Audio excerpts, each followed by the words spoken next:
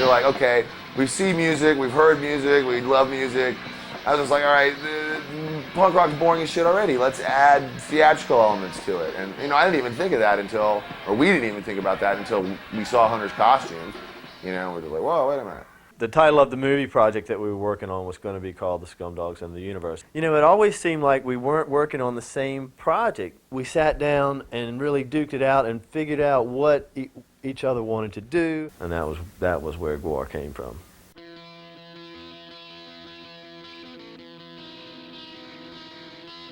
I only knew Richmond from driving by it on 95.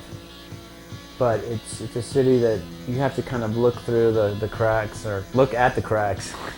It's old, and I felt like it was kind of a vestige of a powerful city. It just had this sort of defeated feel to it. Oh, we grew up quick there, man. We just saw horrible things going on the streets around us, and there was a lot of racial tension back then as well. People would get jumped all the time. It was a scary place to live. There was like big parts of town you didn't go to. Transvestites hanging out, having the freedom to buy beer, get drunk, and run around all night, and take acid. It was just like our own personal amusement park of dark delight. You couldn't have asked for a better place to run amok as a young artist. That old sculpture building was a fucking shithole. The painting department that I earned my degree in was located behind the gym in these awful smelly rooms, Yeah, it wasn't as comfortable and easy back then.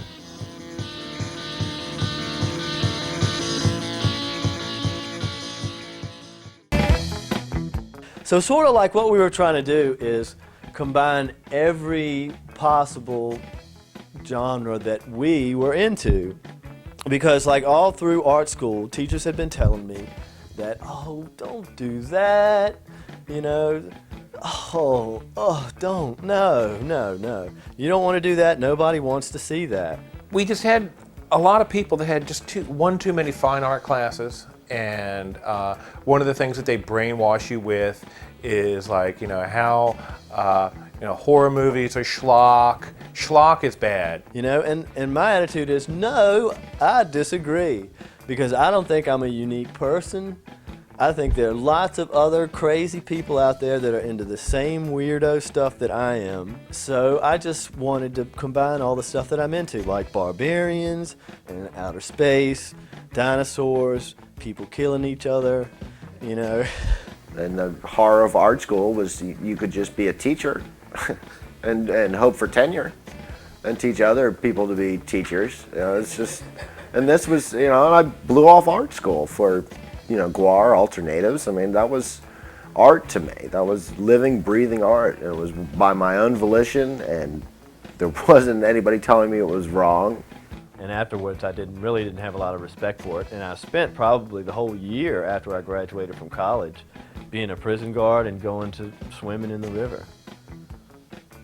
And that's all I did. I didn't do any artwork or anything.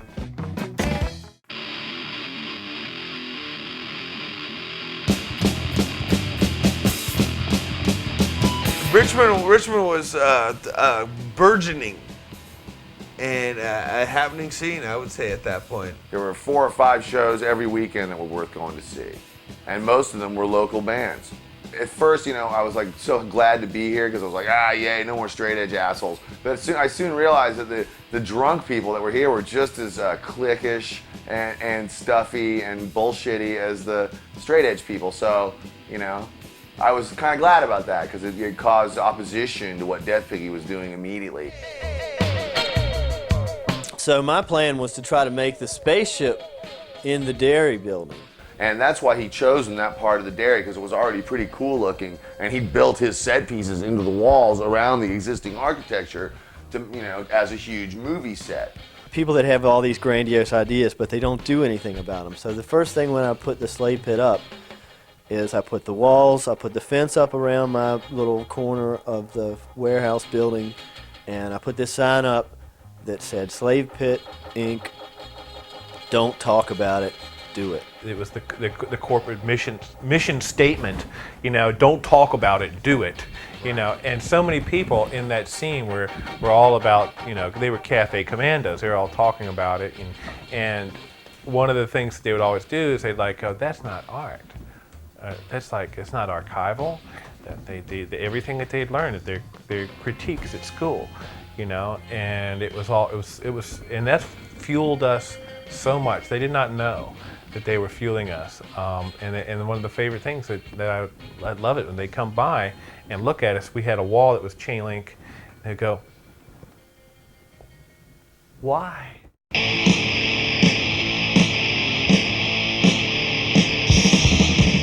Yeah, I was just trying to encourage other people to work with me and help, and have fun working on this project, crazy project.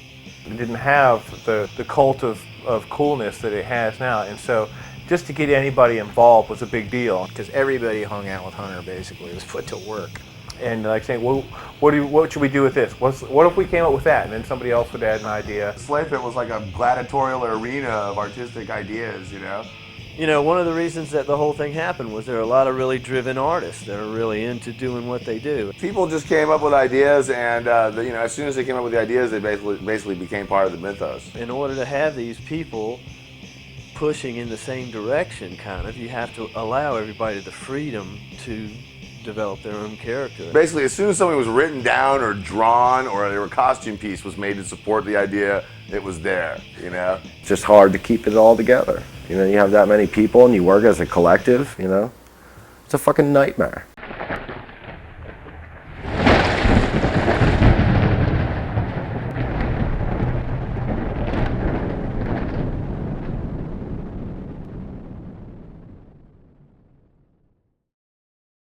We were young artists. We lived on glugs and bong hits. We lived in the coolest place in town, the Dairy. We were only 21, 22 years old. But I knew Gwar was going to be big. Definitely.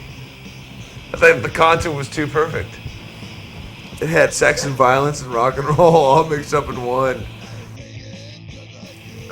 Almost the beauty about it was that this was about a project about getting as many people as possible together to entertain ourselves.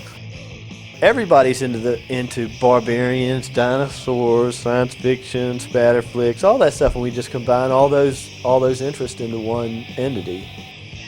Gwar was a logical continuation of that do-it-yourself attitude the punk rock scene was all about. Gwar was going to be big. There was just no doubt about it. The only issue was, did anyone actually want to do it, you know? See, that's what the Slave Pit is really means, and that's what it's really all about. It's like the galley slave scene in Ben-Hur. It's a lot of people working together. It was a dream come true. It was something that you had come up with that was cool and that was popular, and you felt 100% sure that it was going to make it. Nobody was in charge. It was just doing it for the love of doing it. We had a lot of creative people that were just basically moving in and setting up shop, and no one was saying no to them. And if we had said no, maybe Gwar never would have been as cool as it was. Too many chiefs and not enough Indians. That was the rule. To sum it up, it was the most fun I think I've ever had in my life.